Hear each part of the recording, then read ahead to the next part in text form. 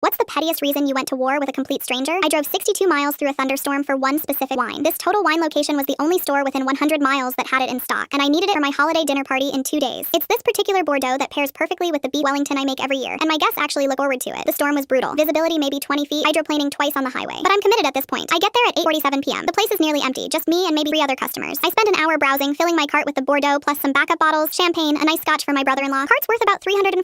At checkout, this cashier who can't be older than 22 asks for my ID. I'm 34 years old, hand it over without thinking twice. She holds it under the light, stares at it for like 15 seconds, then looks up and says, "I need to see your friend's ID too." I'm genuinely confused. "What friend? I came here alone." She points toward the entrance. "The guy you walked in with." "I don't know who you're talking about. I drove here by myself." Her face gets this suspicious look, and she calls over the manager. He's maybe 40, wearing this smug expression like he's about to catch someone in a lie. He takes my ID, examines it, then says, "You look young for your age. There was definitely someone with you when you walked in. We have cameras. If they don't come back with their ID, I can't sell this to you." I'm losing patience now. I've been shopping at this exact location for 4 years. I have a second form of ID. I drove over an hour in a storm to get here. He actually laughs, like genuinely chuckles at me. Policy is policy. You can come back tomorrow if you're really alone. The dismissiveness in his voice made my blood boil. I look at my watch, 9:38 p.m. The drive home is at least 90 minutes in this weather. "So you're telling me I drove 62 miles, spent an hour shopping, and you're refusing to sell me wine because some random stranger walked into your store at the same time I did?" He shrugs. "That's correct." I left the cart right there and walked out, shaking with anger. The drive home was miserable. Rain hammering the windshield. My hands gripping the steering wheel so hard my knuckles turned white. I kept replaying that condescending laugh in my head. When I got home at 11:43 p.m., soaking wet and furious, I did what any reasonable person would do. I wrote a scathing online review detailing exactly what happened. The next morning, I get a call from a woman who identifies herself as the store manager. I'm thinking maybe she's calling to apologize. Instead, she's somehow even ruder than the guy from last night. "I reviewed the security footage," she says in this condescending tone. "Someone did walk in at the same time as you. That makes you a party. Our policy clearly states—" "I didn't know that person," I interrupt. "Doesn't matter. You walked in together. So I'm not allowed to walk into a public store at the same time as a stranger? That's our policy." Then she says something that makes me see red. "And just so you know, our staff watched that person leave 30 minutes before you checked out. We were aware the entire time." I'm speechless. "So you watched me shop for 30 minutes, knowing you weren't going to sell me anything, and you didn't say a word?" "We were following policy." No apology. No acknowledgement that maybe wasting over 3 hours of my time was remotely unreasonable. Just pure smugness. That's when I looked up their official policy online. It clearly states, all members of a party at checkout must present valid ID. At checkout. I was alone at checkout. So here's what I did. I called their corporate line, filed a formal discrimination complaint, then drove back to that exact store the next afternoon. I brought my tablet, pulled up their wine inventory system, and spent 90 minutes methodically filling 2 shopping carts with their most expensive bottles. $10,947 taos worth of wine. I made sure to grab bottles from every section. Premium Bordeaux, aged Scotch, vintage champagne, rare Japanese whiskey, the kind of stuff they keep in locked cases. I get to checkout. Different cashier this time. She starts scanning everything, clearly excited about the commission. Scans my ID, works perfectly fine, gets through every single bottle. The total flashes on the screen, $10,847.32. She smiles and asks, "Cash or card?" I look her dead in the eyes and say, "Actually, I changed my mind about all of it." Her face drops. "All of it?" "Yeah, I'm not purchasing anything today. Thanks though." Their policy requires every bottle to be individually re-inventoried and returned to temperature-controlled storage. Each bottle has to be scanned back in, verified for damage, and properly stored by vintage and region. It took 3 employees over 3 hours. The assistant manager who denied me service, he got written up for the inventory disruption and for incorrectly enforcing store policy. Worth every second of that drive.